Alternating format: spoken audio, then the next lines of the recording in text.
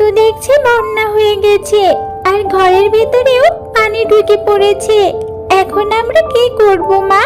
আরে ভাবি, তোমরা চিন্তা করো না, তাড়াতাড়ি আমাদের এই কলা পাতার ঘরটিতে তোমরা চলে এসো। আমাদের এই ঘর তো সবার জন্য। মা, দেখো না, বাইরে কি সুন্দর বৃষ্টি হচ্ছে। আমি বাইরে যাব মা, বাইরে গিয়ে একটু বৃষ্টিতে ভিজবো। আরে মিনা, চুপ করে ঘরের মধ্যেই বসে থাকো।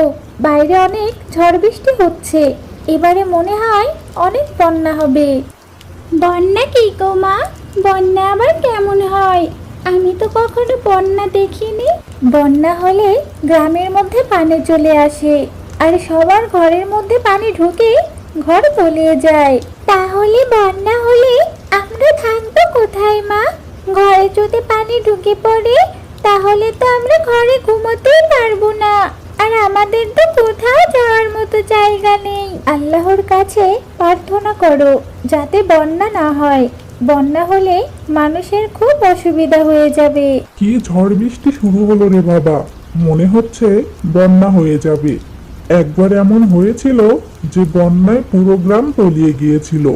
যাই যাই, তাড়াতাড়ি বাড়ি গিয়ে কচু পাতা দিয়ে একটা ঘর বানাতে হবে, যাতে বন্যা হলে আশ্রয় নিতে পারি। গিন্নি, বলি ও গিন্নি, কোথায় গেলে তুমি? একটু এদিকে এসো তাড়াতাড়ি। ঝড় বৃষ্টির মধ্যে তুমি বাইরে কেন দাঁড়িয়ে আছো? আরে কচু পাতা দিয়েই বা কি করবে তুমি? না গো গিন্নি, ঘরে আর যেতে পারবো না। আসার সময় দেখে আসলাম নদীর অবস্থা ভীষণ খারাপ। বৃষ্টি থামবার মতো কোনো নামই দেখতে পাচ্ছি না। তুমি এক কাজ করো, ঘরের ভেতর থেকে কাঁচিটা দাও আমাকে। এই ঝড় বৃষ্টির মধ্যে কাঁচি দিয়ে কি করবে?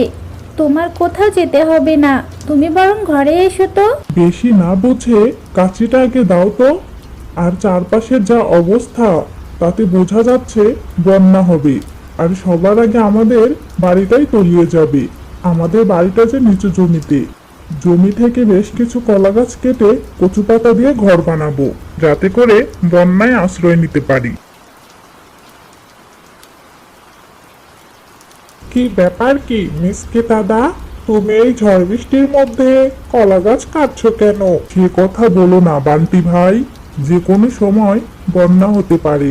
নদীর অবস্থা একেবারেই খারাপ। নদীর পানি গ্রামে ঢুকে পড়বে কিছুদিনের মধ্যেই, তাই আগে থেকে সতর্ক থাকাই ভালো।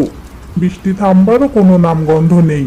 যদি এভাবে বৃষ্টি হয় তাহলে পুরো গ্রাম তলিয়ে যাবে। তাই আমি কলা গাছ আর কচু পাতা দিয়ে একটা ঘর বানাবো। এই দেখো দেখো, বৃষ্টি থেমে গেছে। আর তুমি বলছিলে নাকি বন্যা হবে, আর তুমি আবার নাকি বন্যায় ভাসমান ঘর বানাবে। হা হা হা, হাসি পায় এসব কথা শুনে।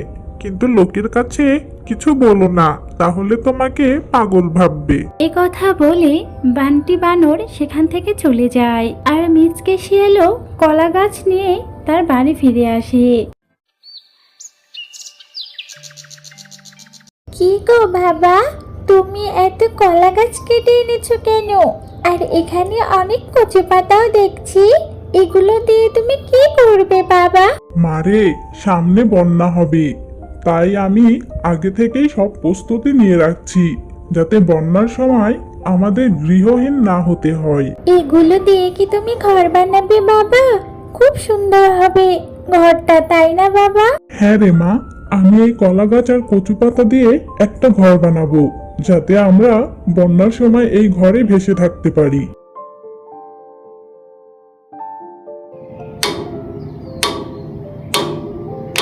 কি গো, তুমি এখানে কলা গাছ আর কচু পাতা দিয়ে কি করছো?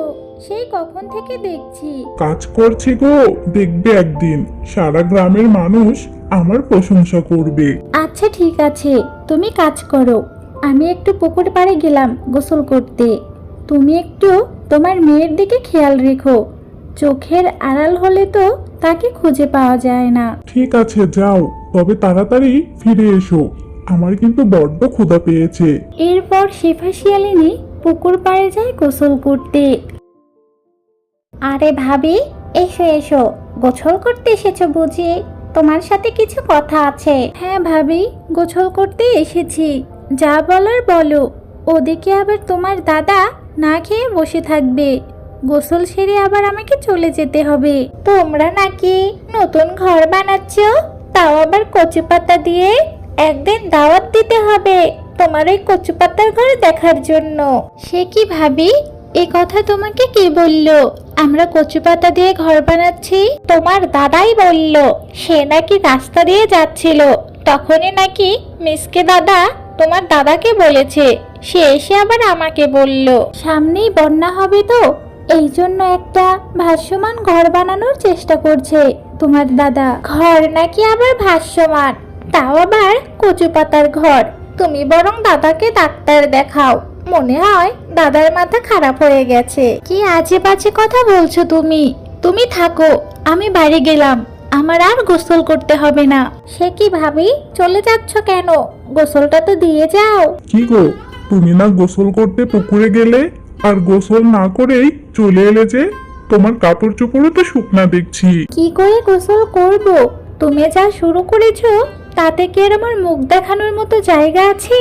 তুমি তোমার যা মন চায় তাই করো, আমার মন তোমার বুঝতে হবে না। চিন্তা করো না গিন্নি, এমন একদিন আসবে যে সবাই তোমার স্বামীর প্রশংসা করবে, আর কেউ হাসাহাসি করবে না।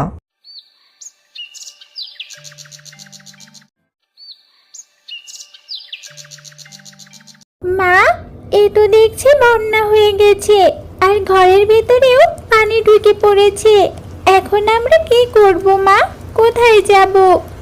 আর বাবারও তো কচু পাতার ঘরটি তৈরি হয়নি। চিন্তা করিস না রে মা, আমি কাল রাতেই ঘরটা বানিয়ে রেখেছিলাম। এখন আমরা ওই ঘরেই থাকতে পারবো। চল, এখন আমরা আমাদের কচু পাতার ঘরটিতে গিয়ে উঠি। তুমি সত্যি বলছো বাবা? কোথায় সে ঘর? নতুন ঘরে আমি উঠবো এখন।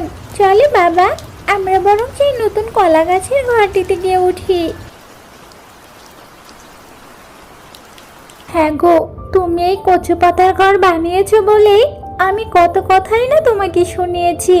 আজ তোমার এই ঘরের জন্যই আমাদের প্রাণ বেঁচে গেল। আমাদের আর ঘরের চালায় থাকতে হলো না। মা, ওই দেখো, ওইটা বিউটি কাকিমাদের বাড়ি না?